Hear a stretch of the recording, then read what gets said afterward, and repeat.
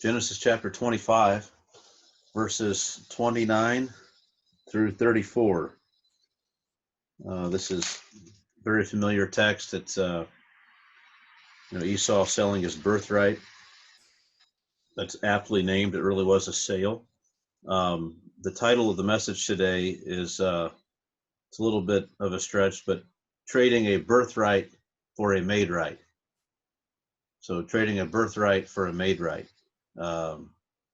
So I would want to, I guess, just start out before we get into the text. I wonder just how that sounds to you, trading a birthright for a made right. The first thing I guess to ask, especially for the kids, I mean, I think everybody else knows, but if you know what those two things are, trading a birthright for a made right. A birthright was essentially your inheritance, or your share of what was left over after your mother and your father passed away, and what would be divvied up between you and your siblings. That was your birthright. Their stuff would be divided up among the children, and this again was your birthright. A made right, if you don't know, kids, what that is, it's a type of sandwich. It's made up of loose hamburger meat. You put it on a bun and you put all sorts of toppings on it. And most of you have had them before. Several times, even in our meetings, we've had them. And so just like a sloppy Joe without the slop, right? So this is what we mean, a made right sandwich. Now, I know that you kids know what trading is all about, but I want you to think about this for a second. At our house, all the kids, anytime the candy bags come out, there's all sorts of trading going on. And everybody is trying to, attempting to trade away what they don't really care for, but they have, and to get the candy they love that they have already eaten all that they got of that kind. And so they're all trying to barter and trade in that way. But when you trade things, you essentially you're exchanging one thing for another. And it doesn't have to be the same kind of thing even. For example, think of this. I once traded a car away for a bunch of pieces of paper. Think about that. I traded a car away and all I got back was a bunch of pieces of paper. And that might sound like a pretty lousy deal. But if I told you that those pieces of paper were dollars, then you might feel differently, but those were very different. A car is very different than these pieces of paper that we call dollar bills. So anyway, there can be good trades and bad trades. Sometimes one side ends up with a better deal than the other, but a trade is still a trade, and that's made, and that's a trade. It was a good trade for one side and a bad trade for other.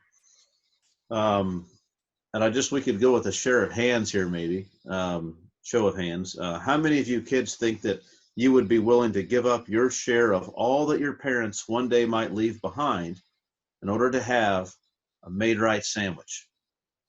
If that's you, raise your hand. I'm going to put my hand down. Anybody? Good. So you're understanding me then. You would never do that. That would be foolish. What if, let me sweeten it up. What if I threw in a soda and potato chips? Would any of you do it?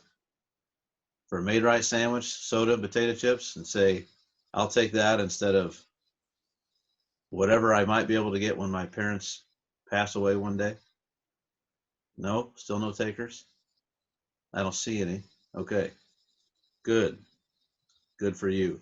Well, today we're going to consider a story that involves Jacob and Esau, twin brothers.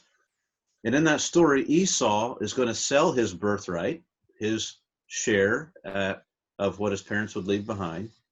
He's going to sell that to his brother Jacob. He's going to trade it. And what he's going to trade it for is a bowl of soup. A bowl of soup. It's really amazing. So we will get into things here in just a moment. I'd like to start out just with prayer.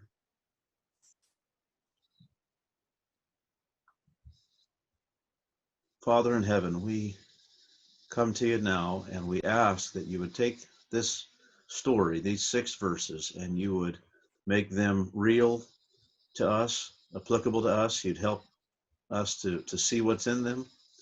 You'd open them up to us, make them plain.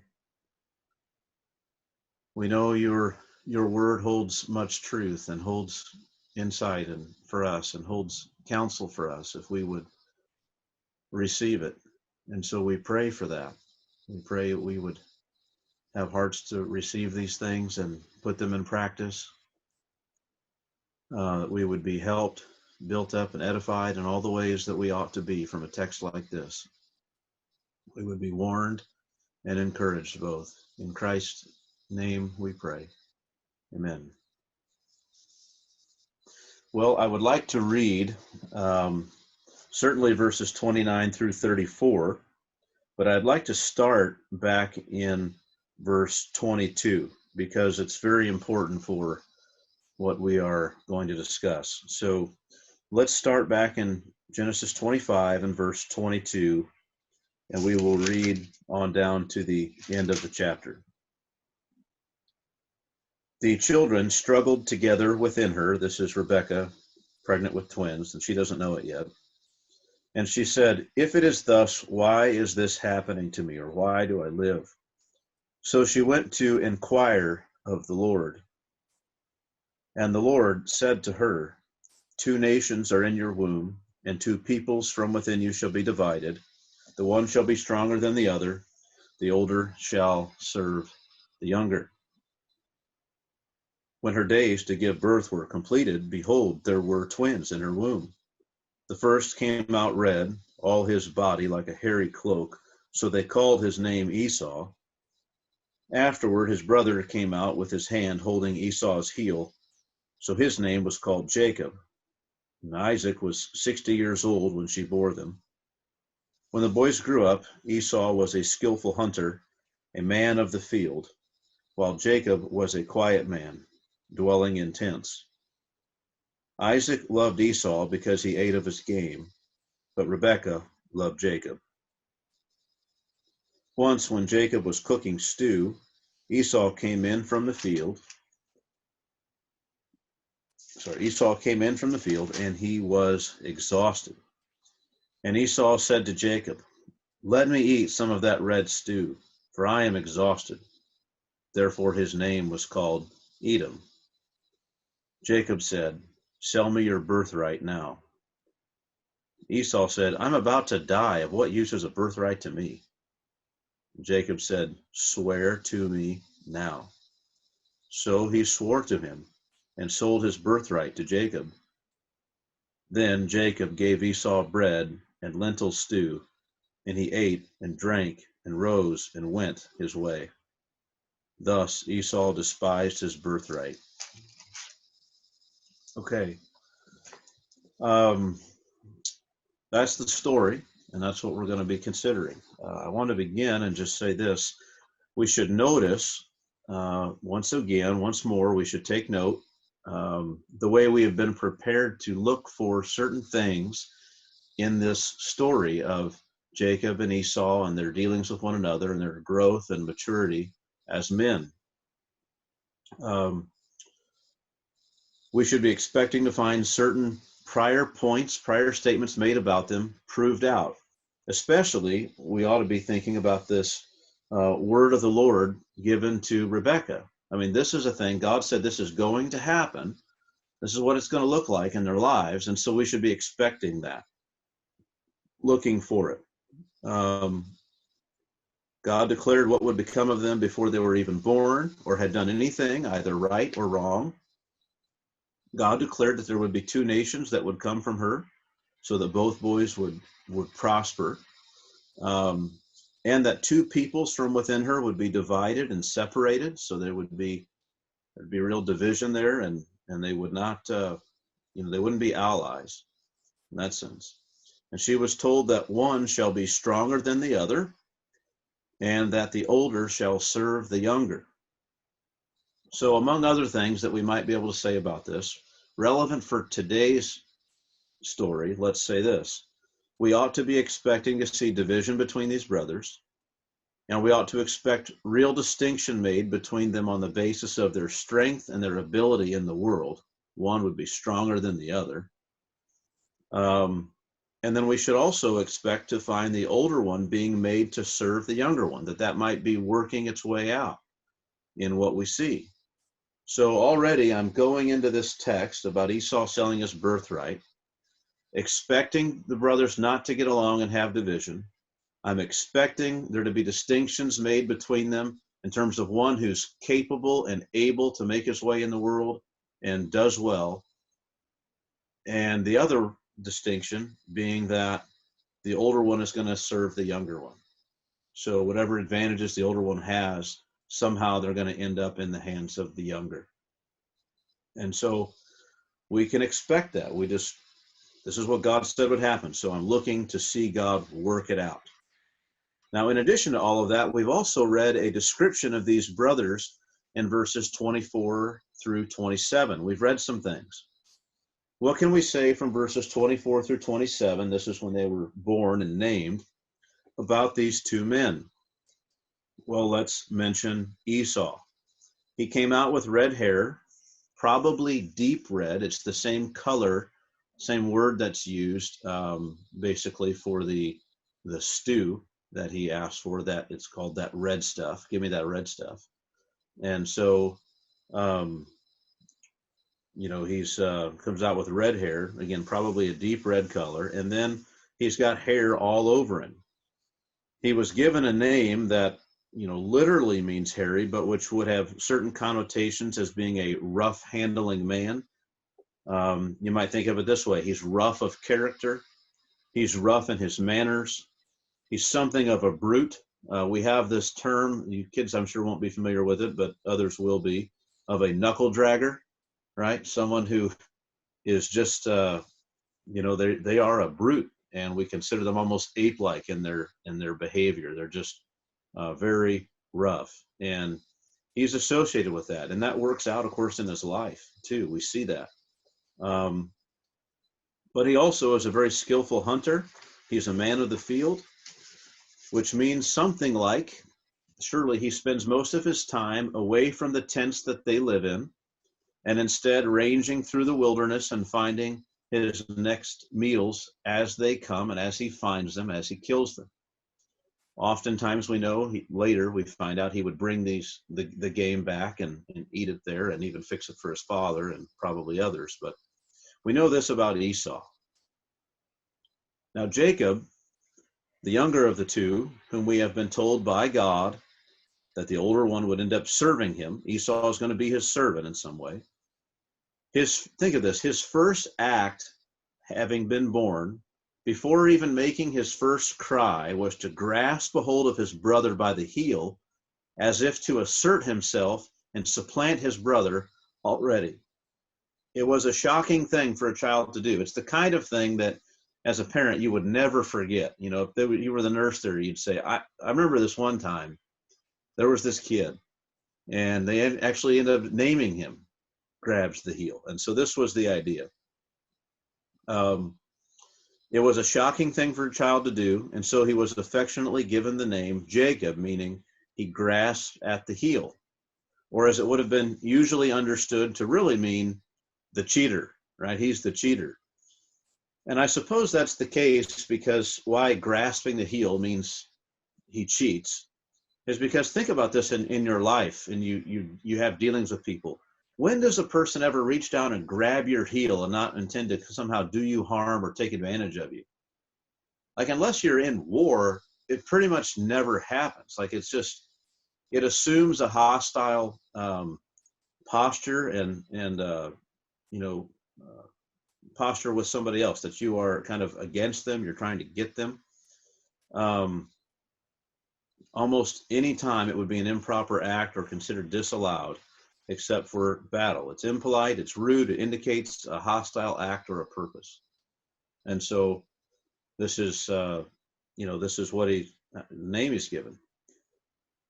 But also think of this, if everything that we read is true and that they were warring even in the womb ahead of time, and these were two nations, and there's going to be this division between them, it was not like, I remember the twins, sometimes they would grab hold on one or the other, or they would like almost try to mouth each other when they were really little babies, like just like babies do, try to root on something. They would root on each other. It was really funny.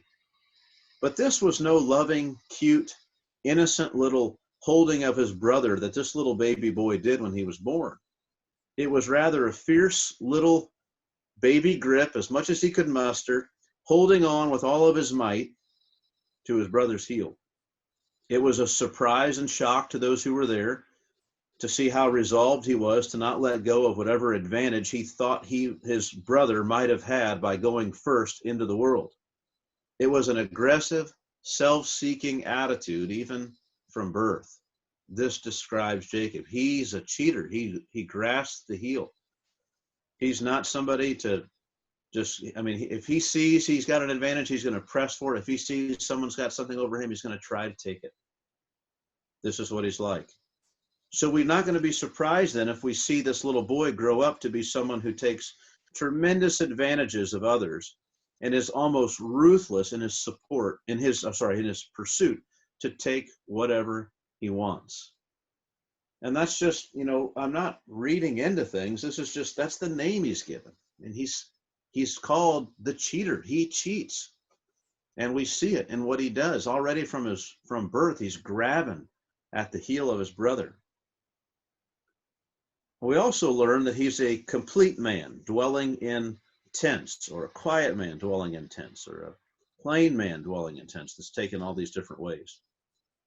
Dwelling in tents, I think, means a couple things. Just again, trying to remind us of this. First, it means that he did not spend his time out in the wilderness hunting like his brother. He's contrasted with Esau on that point. But rather, it's likely that in a way similar to his father, Isaac, and to his grandfather before him, he took care of livestock, and he stayed near the safety and the convenience of the family tents. I'll remind you again of Genesis 4:20, where it mentions this man who was the father of all who have livestock and dwell in tents. And I think this dwelling in tents is a shorthand for that. And of course, we know even in the New Testament, we read that Abraham, Isaac, and Jacob dwelled in tents. And this is the way it describes their semi-nomadic life. Like, it's not nomads that they just go traveling all the time, but they have livestock, so they only, they graze off a place and move somewhere else. They kind of move around, but they settle in a place for a while. And in the meantime, they live in tents because they do need to be mobile. But they set up these tents and they stay there for a period of time, maybe a month or two, and they go on, typically. And so this is the situation. Now, this other description of him, though, is very difficult to translate, but means essentially complete, right? It means a whole. He was a whole man. Most often, what that means is morally complete or perfect. But we know that it doesn't have that meaning here. It can't, because of what we see from Jacob, with his actions and his description of him. He's not morally perfect. So at this time, we're left with seeking to figure out its meaning by contrasting it with Esau on the one hand, and then also by looking at the later descriptions we get of Jacob and the sort of man that he turns out to be. They're kind of summing up the kind of man that he is here with these two descriptions. He's a complete man and dwells in tents. Well, what does that mean? Well, what do we know about him? That would help us figure out what that means. And so for those reasons, I think the connotation here, even though the literal meaning is he's a whole man, can't be something like he's quiet or anything like that, but rather he's a sophisticated man, or he's well-rounded, he's fully capable. Esau is, of course, not that way. He's a skillful hunter. He's a man of the field, while Jacob was a well-rounded man, or a fully capable man. And he was a whole man. That's literally what it says. And what do they mean by that? And he was dwelling in tents. With all of that then fresh in our minds, we can turn then to these verses, in verses 29 through 34, these 6 verses which tell the story about these brothers after they have become men. And I want you to remember that too. It's very often, I think, we read these stories and we think of these men, these full-grown men, as little boys. This is the only story we will read about them between their 20s and 40s, other than the fact that Esau took some wives. The next time we read about them, anything that happens in their life, when the blessing comes, they are old. They're 77 at that time. They're not young kids, squabbling about things. And I mean, Jacob and Esau will be 77 at that time. Right now, they're in their 20s, maybe early 30s, but they're around this age. They are men. Now, as we read verse 27, let's just kind of prove that real quickly. Verse 27 says 26 says Isaac was 60 years old when she bore them, so he was 60. Then it says in verse 27, when the boys grew up. And some of the translations say, and the boy, as the boys grew, and leaves it at that. But I think I don't have to argue from the ESV's translation here that says when the boys grew up, because I think if we keep reading, we have to make this determination that it does mean this, that after they had grown up. Because what else does verse 27 say? Esau was a skillful hunter, a man of the field, not a boy, not a child, not a youth. He was a man of the field, while Jacob was a quiet man dwelling in tents. So they are men at this time. So Esau was a man of the field, and Jacob is a fully capable and well-rounded man dwelling in tents. So let's just dive in then and look at these 6 verses. I am going to again do this screen share. I have those verses up on that, and I'm going to do that. So just bear with me real quick as I.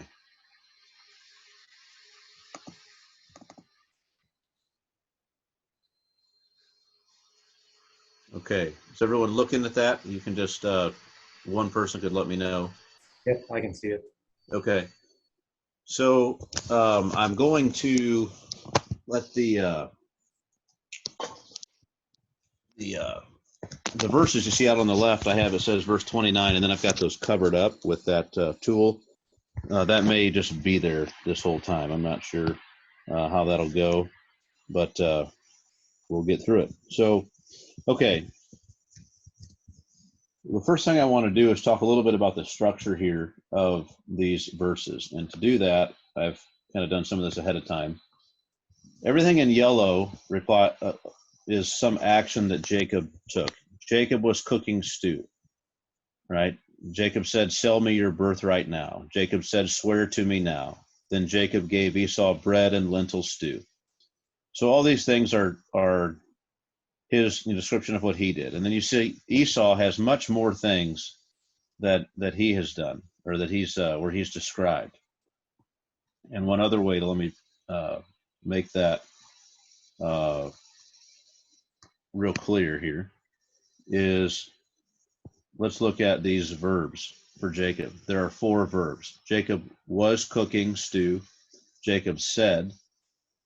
Then Jacob said again, and then Jacob gave. Okay, so he has 4 verbs that are given to him. Now let's look at Esau. Look at his verbs. 10 verbs. Esau came in. Esau said. Then Esau said. Then we have, so he swore and sold. Then in a succession of verbs, we have he ate, drank, rose, went his way. And then lastly, the most important one, which I've got kind of extra circled here, is he despised. He despised.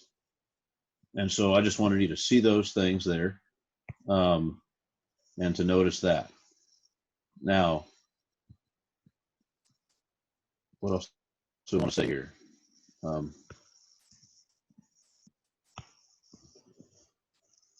So while Esau is certainly portrayed negatively, certainly at the end here, when we see that he did,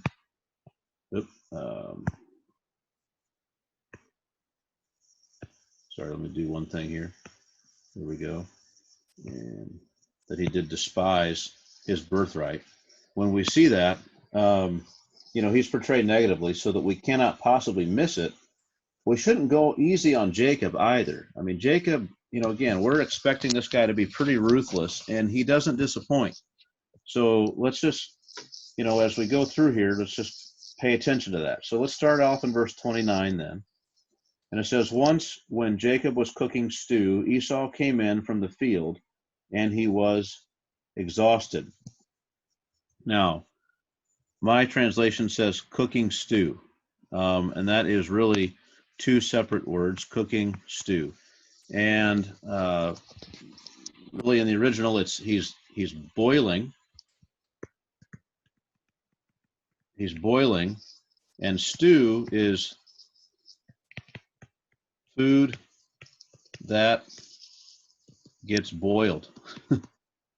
So it's not really too descriptive. He's boiling food that gets boiled.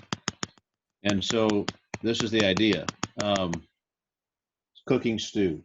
That's a little bit misleading to think about. Stew's not really a bad translation. That is what we do with stew. But most of the time when we think of stew, we think of meat. And so that can be a bit misleading because that's not actually what he has. But it's kind of good in that it's likely, I think, that Esau thinks the stew has meat. He describes it that way. Some of this red stew, I think it's, that's likely he's thinking it's got meat in it. So anyway, that's not a big point, but I just think it's, again, he's cooking stew. That's what he's making. Now, let's think about Esau coming in. He says he came in from the field and he was exhausted. It could be that he came into the closely gathered tents of the entire family. It might mean that when he came in from the field, he really came in all the way to where all the tents were, to the family, encampment there. And comes into the encampment and he sees his brother cooking the stew. That's possible. Or it's also possible that Jacob is a bit removed from that place and is shepherding flocks, maybe not too far away, because that is, after all, what generally those do who lived in tents. And so maybe maybe it's lunchtime or whatever, and he's prepared a stew, and he and whatever servants are out there with him, he's made this stew for them, and Esau comes up and he is, exhausted. And then we go from there. Now, it's important to note, even though Esau later says in the next verse, I am exhausted, the temptation to be maybe to think, well, maybe he's not really that exhausted, or it's not as bad as he's saying, because later he says, I'm about to die. So maybe these two are equal, saying the same thing. That's possible.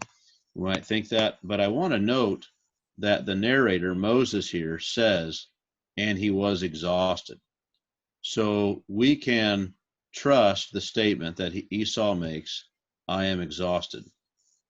So he really is famished or exhausted. The word is usually used to refer to the sort of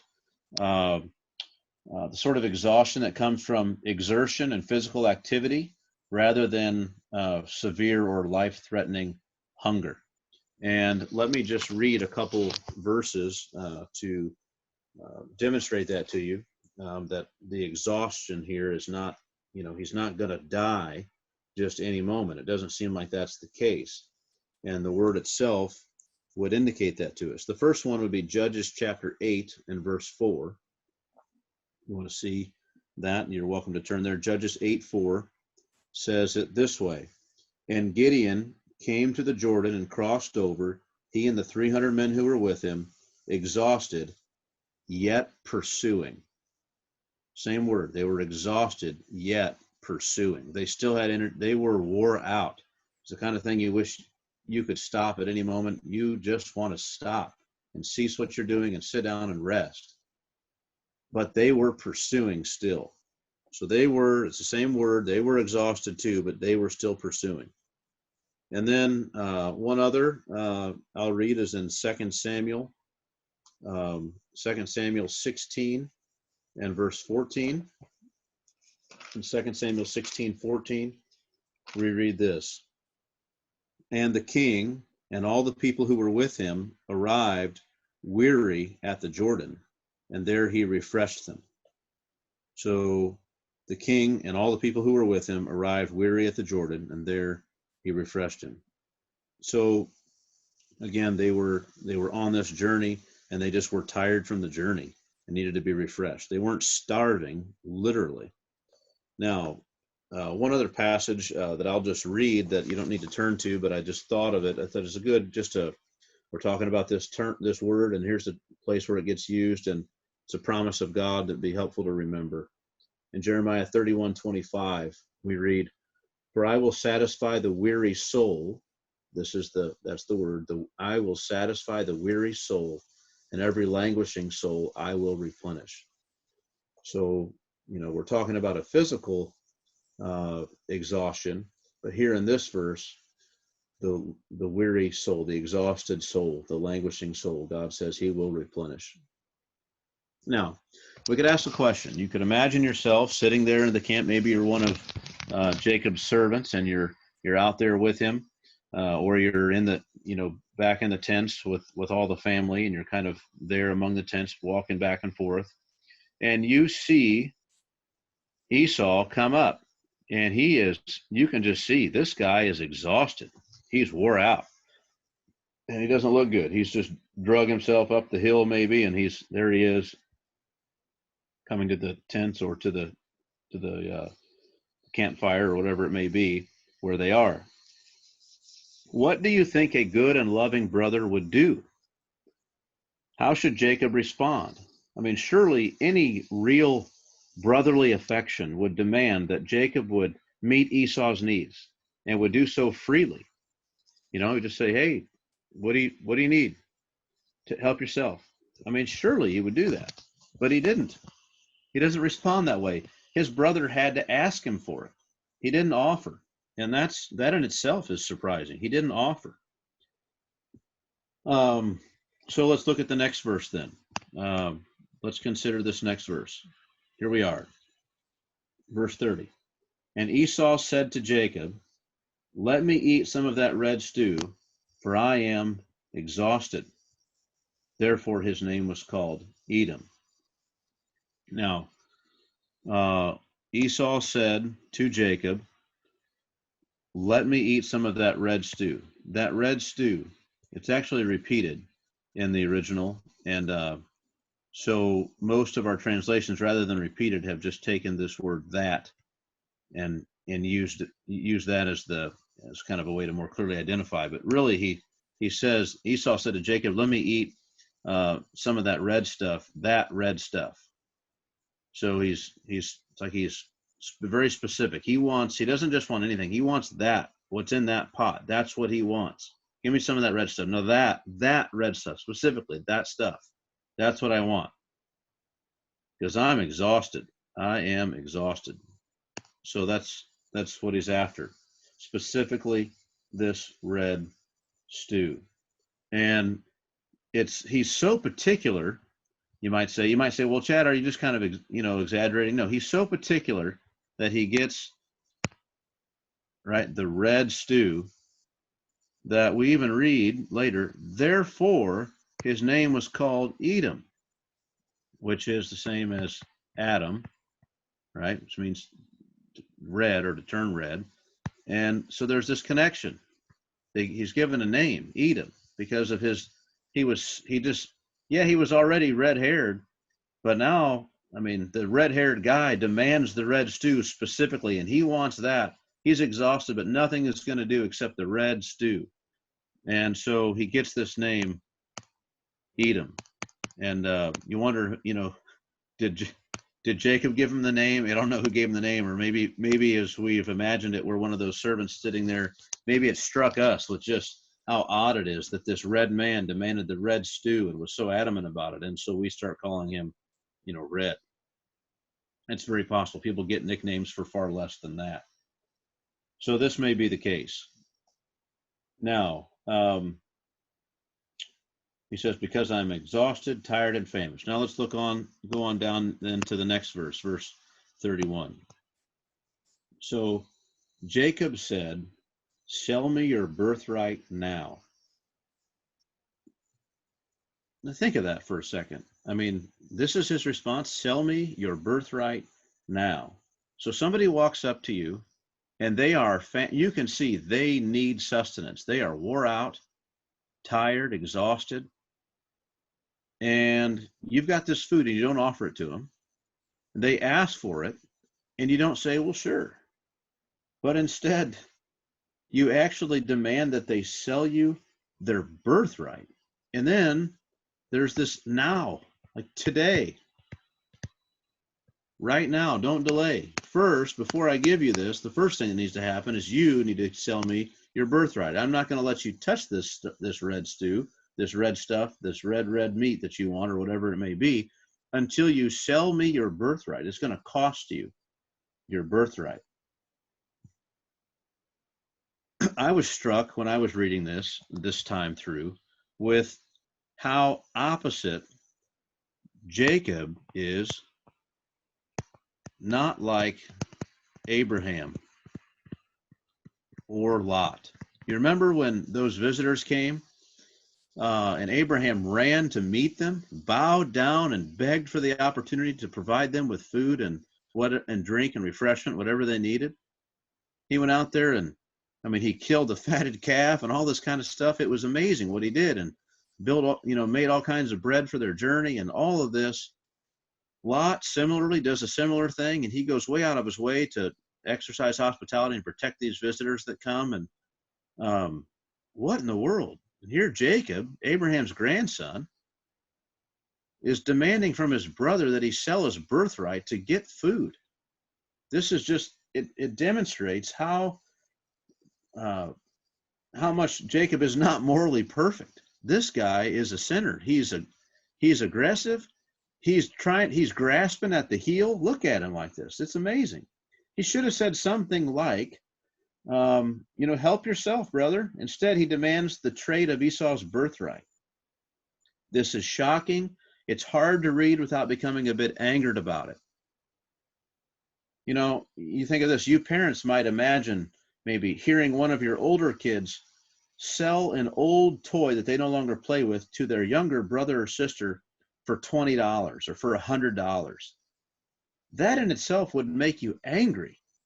And it's plainly taking advantage of the child who knew no better, taking advantage of the situation. But in this instance, Jacob is taking advantage of Esau in his weary state. He's thirsty, tired, and hungry, and he's demanding the birthright just for a bowl of stew. It's incredible. Esau doesn't ask for all of it. He says, let me eat some. Give me some of that. He's not going to give him any. You want some? It's going to cost you your birthright now. That's the price for your some of that red stew. That's really amazing. It's a sad thing to think that he would act that way. He's definitely no Abraham. He's no Isaac either. He's no Lot. It's very disappointing.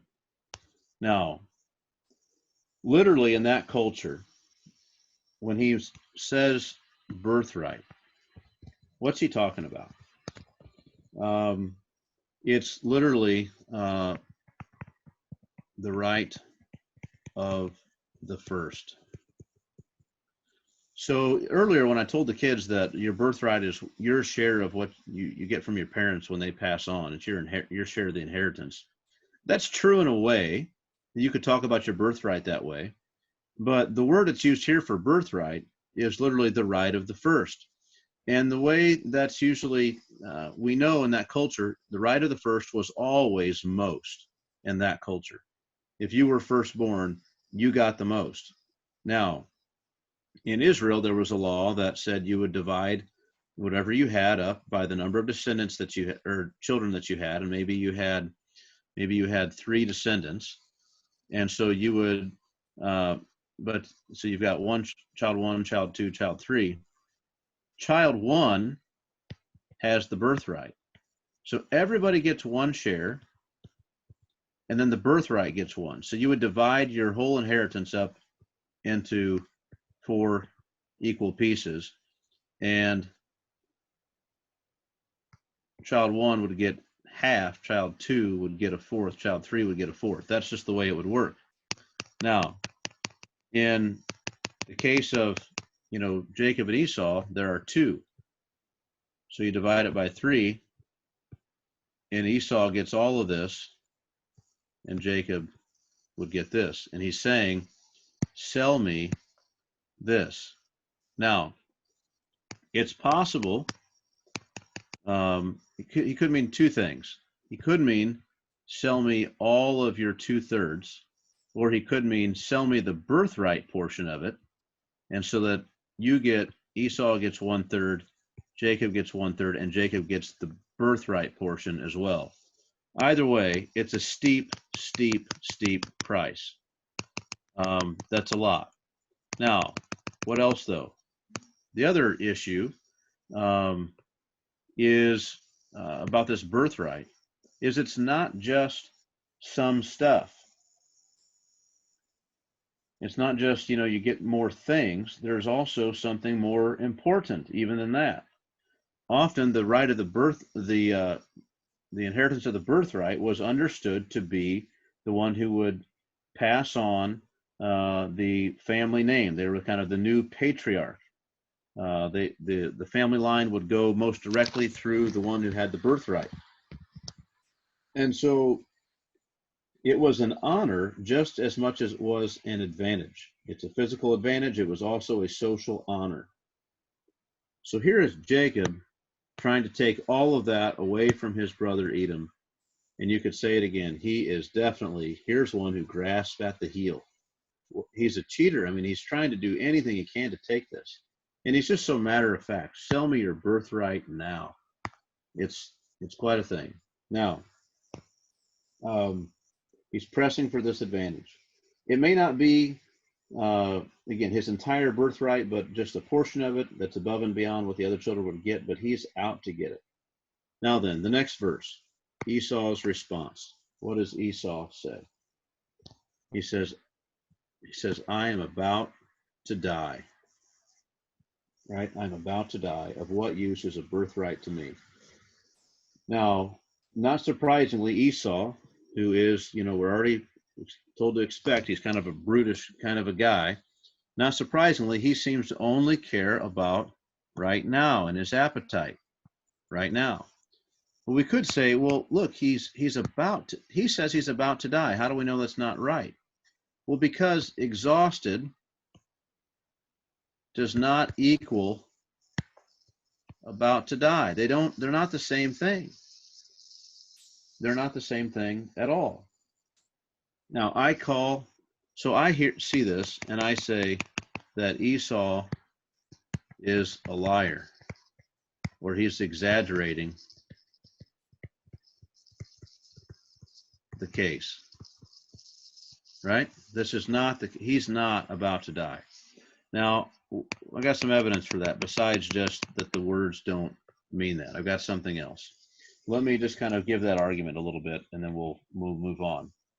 First reason I think that he was not about to die, so he's not about to die, is because number one, he came in from the field. He came walking into the camp, right? He came walking.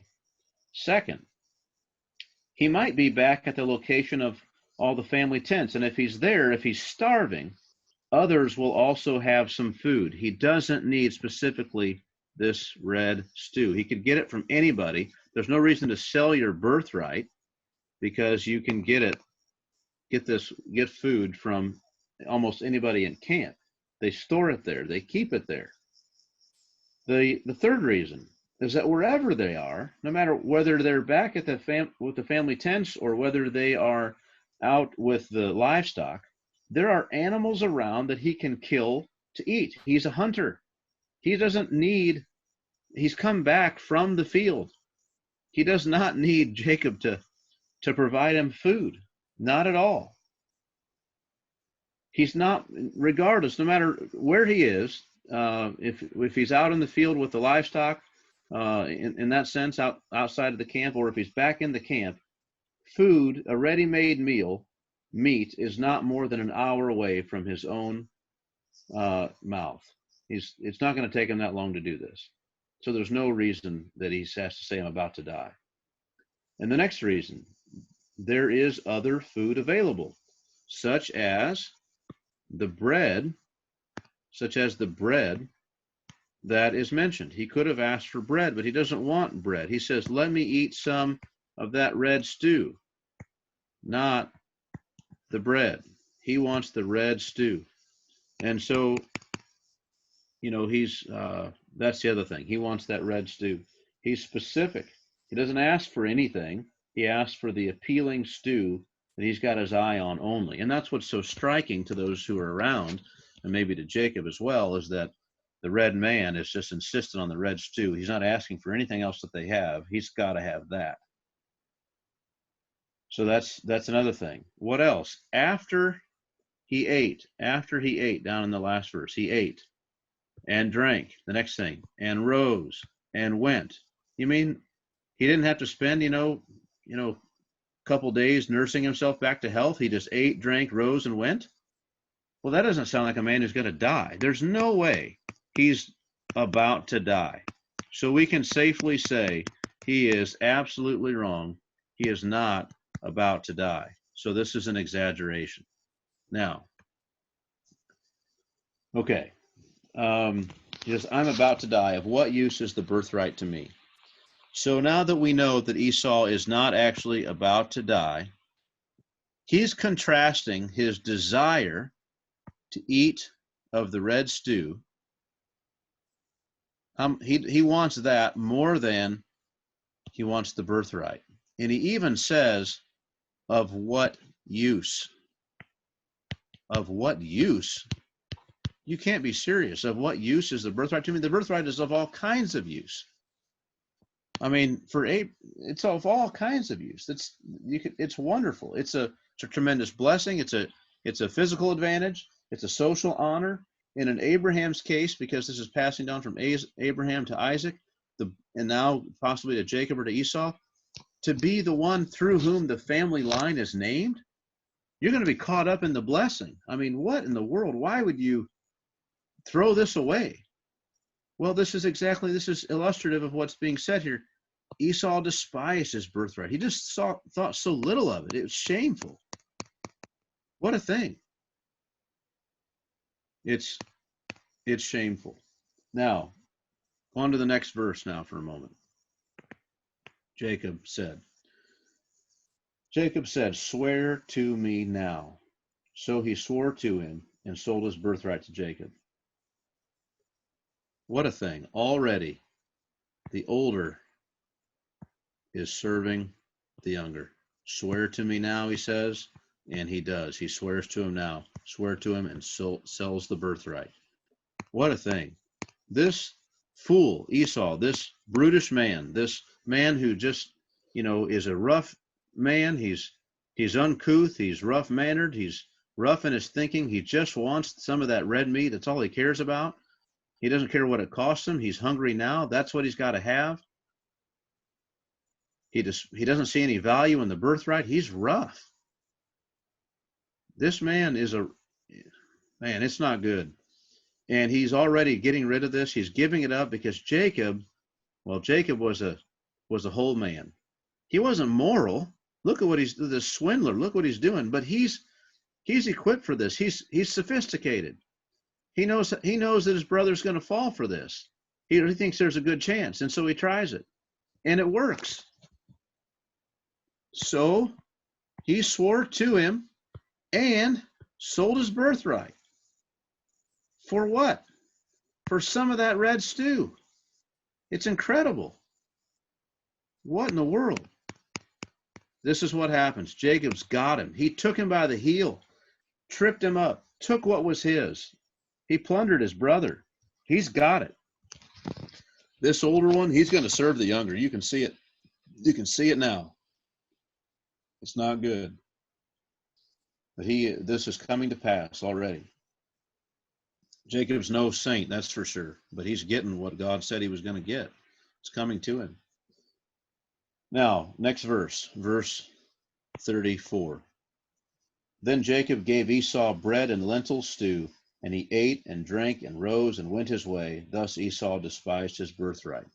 We're going to deal with this a little bit later. Thus Esau despised his birthright. But for now, let's look at the first section here. Lentil stew. Again, when we think of stew, we usually think there's meat in it, and a lot of times there is meat. But lentil stew, lentil, it's like a, it's not a bean, but it's like a bean. So for bean stew, so you got some beans and some spices and some seasoning in there a little bit, a little water, maybe some a little bit of grain to help thicken it up, you know, crushed down flour or something. And you'd bring this thing to a boil, and this is what he gets: bean stew and a small loaf of bread. That's crazy. It doesn't say anything about a drink, but he ate and drank. Maybe he drank some of the stew. How thick it was, maybe, I don't know. It was brought to a boil, so, you know, it was liquid, but hard to say. Now, this is amazing. A pot of beans and spices, no meat. This is awful. But look at the picture of Esau now. We're talking about this section. We're talking about Esau here. You know, earlier Jacob gave all this. That's his half of it. Now we're talking about Esau's half of the verse. Let's look at this. He ate and drank and rose and went his way. So these verbs, he ate and drank, rose, and went his way. Walked on. That's quick. I mean, there's no explanatory words. There's no descriptive words. He ate, drank, rose, went his way. That's literally how quick it goes in the Hebrew, just one after another. So here, what are we to think of? Here's Esau, wordless,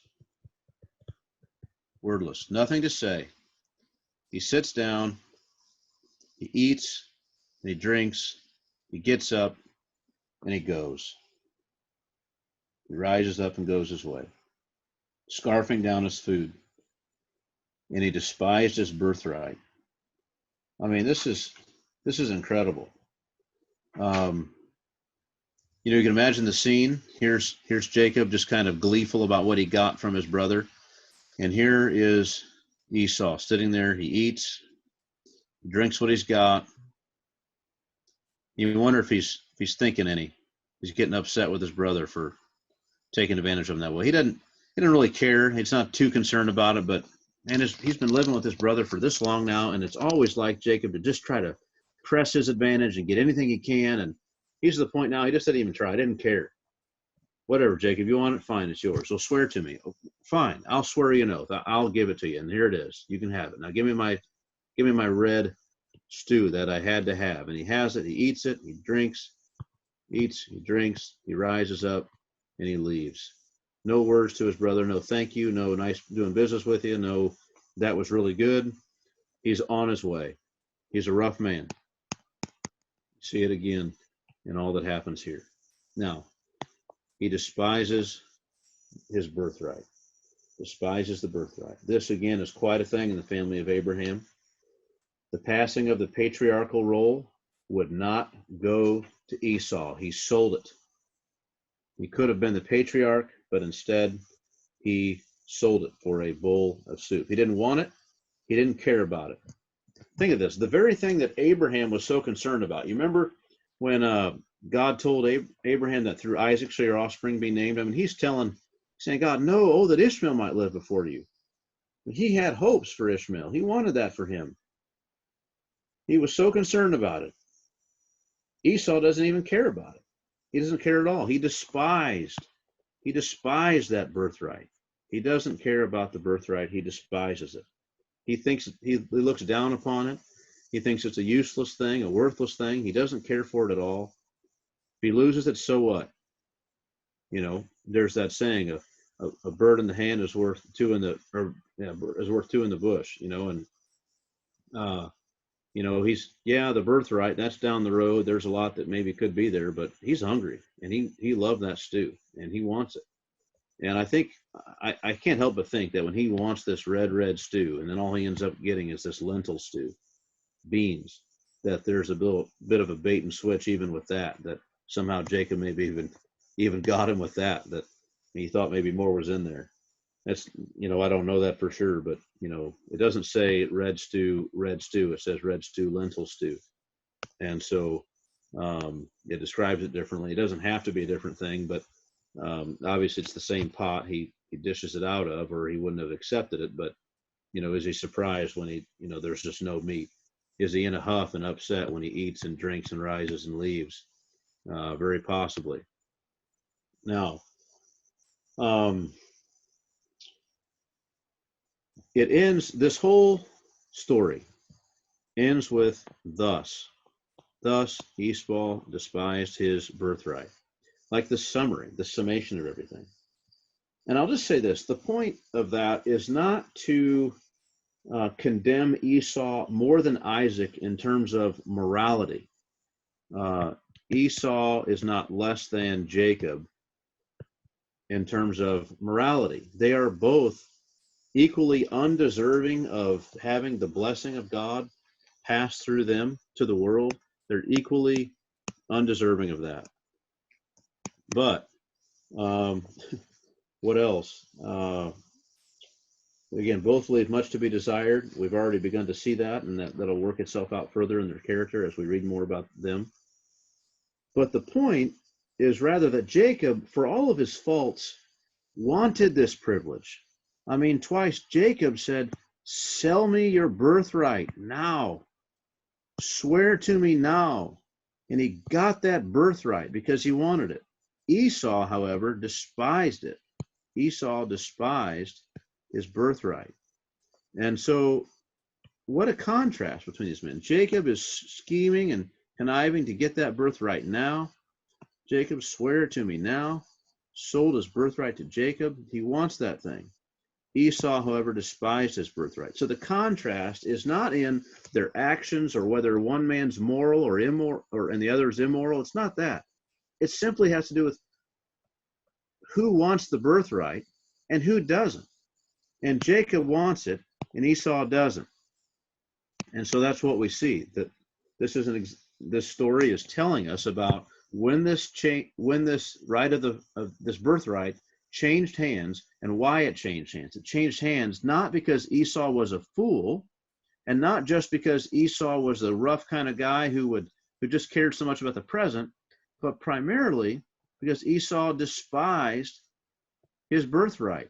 He looked out at the promises God had made to Abraham and to Isaac, and he didn't see being the recipient of that as worthwhile. He just didn't care. No big deal. What good does that do to me now? I'm about to die. I'm hungry. I'd rather have food in my belly than a promise for the future. And that's a tragic reality about Esau. And, there's going to come a time when he's going to want to, he's going to feel that this birthright and maybe the blessings that could come later, that's something worthwhile to have. But right now he doesn't care for it at all. And he loses out on this birthright. Now, that's really the text. And there's not a whole lot more to say about it, I don't think, but I do want to make some application here. And the first application, I know I've got 3 kids at least, I think probably all 6 who have this verse memorized, but Proverbs 25:28. If you've got your Bible with you and open, please do turn with me to that. Proverbs chapter 25 and verse 28. And we will consider what that text has to say to us. And it's very relevant, very important for us in terms of what we're doing now. So Proverbs 25:28 says this: "A man without self-control is like a city broken into and left without walls." So that's Esau. Don't you see that with him here? I mean, here he is. He's got this birthright, but he's got no self-control. And he comes in hungry he wants this red stew. He wants to have that specifically, and it's offered to him, but it's going to cost him a lot. Well, this is immediate gratification. He can have it. So he just goes in, and look what it costs him. He's like a city broken into and left without walls. There's no protection. There's no way to defend against this temptation that should be easy to disregard. I mean, all the kids, before we started the message, I asked them all who would sell all that stuff and trade it all for a Maid Rite sandwich, and they all said no way. Even with soda and potato chips, they're not going to do it. But Esau falls for it. No self-control. Most of our children sitting here watching have more self-control than Esau had. That's awful. But there are kind of two things there. It's not just that he had no self-control at all, because he's a hunter. Like, you don't become a good hunter unless you've got patience and that kind of thing, and you've got some measure of self-control. The main lesson here was not just that he didn't have self-control, though he's an exhibit A of that to some measure, but it's that he despised his birthright. He viewed his birthright as less valuable. It's useless. He didn't care about it. And that's tragic. It's so awful that this is his position. Now, let me say something else here then about just by way of application. As I look out over these two men and I see Jacob, and I mean, as bad as Esau is here, Jacob, to me, he looks worse almost. He's terrible. So what I look at as I see these two men is that I see the need for God's grace to overtake either of these men. It's necessary. I mean, none of these guys are a good candidate to be, the recipients of the promise at all. So if both of these guys, either one, Jacob or Esau, needs the grace of God to overtake them, to change them and transform them, this is the reality for us all. Every one of us by nature is in desperate need of the grace of God to remake us from the inside into something new and good and holy and Godward in our orientation and in our outlook on the world. We need God's help with this. I mean, how in the world is Jacob, this Jacob is going to become the prince of God named Israel? That's impossible. You would, if you knew him, if you were, again, one of these guys who saw what just happened, you'd be thinking, I don't know, maybe God's got the wrong family. Esau's never going to be the guy, and I can't imagine how Jacob is either. I know God said that the older is going to serve the younger. One of these guys is better equipped than the other, but there's not a spiritual bone in their body. These guys are evil, especially Jacob. He's a cheat. He's a cheater. Again, the truth is none of these two boys looks too promising to be heir of the promises made to Abraham. Eventually, Jacob becomes, as we said, prince of God. He comes to a place eventually of real repentance towards God and a dependence on God. This was a long time before it came, but it did happen. And that's wonderfully encouraging. I mean, think of this, just in prayer, another application. Don't give up on certain individuals. You might think, I've known them since they were, as long as they've been alive, I've known them. And they've always been this way. That Jacob, he's rightly named a cheater. He's always out to get everybody, to position himself better than the rest, to take what other people have. He's only looking out for himself. I've never met somebody who's so self-absorbed and self-centered and inconsiderate of other people. He'll just run right over you. He doesn't care what it costs you or how much it inconveniences you. He's out to what he can get. This guy's terrible. Well, it doesn't matter how big the character flaws are, or how pervasive, or how long they've been going on. These sins appear to just go on forever. They appear to run so deep. They appear to be too much. Well, guess what? None of that matters, how much they've characterized their life. Even if it's from birth itself, God can change all that. He did with Jacob. He changed all of it. It was quite a process how he did it. He had this cheat run into a man who could out-cheat him, Laban. And he kind of learned what it was like to be on the other side. And he also learned what it was to depend on God. And that humbled him. And he knew what it was to fear and to need God's protection. That's how God taught him. So just to say that there's hope today for the worst sinner in Christ Jesus. And there's hope. And we can have hope in prayer. We can have hope, in our friends and our coworkers and our family, even, that God can make the difference that we can't make. The most disobedient, the most dishonest, the most selfish, the most reckless of people may be made new and made to have an honest and a loving character and a clean conscience with sins forgiven and the sure hope of being with God forever. That can happen. They're not too far gone. This is encouraging. Jacob, we see him here. It is not good. This guy is a cheat. He's taken advantage of his brother. Shockingly, his brother was also so full of his own faults that he didn't even care about the birthright. No real interest in it. He just wants to get fed. And he's not willing to work for the food even that's there in that pot. He just wants some of it. And give it to me now and I'll be on my way. And if it costs me a birthright, then so be it. I don't care what it costs. That's tragic. So you see two guys here that are both massively full of moral failures.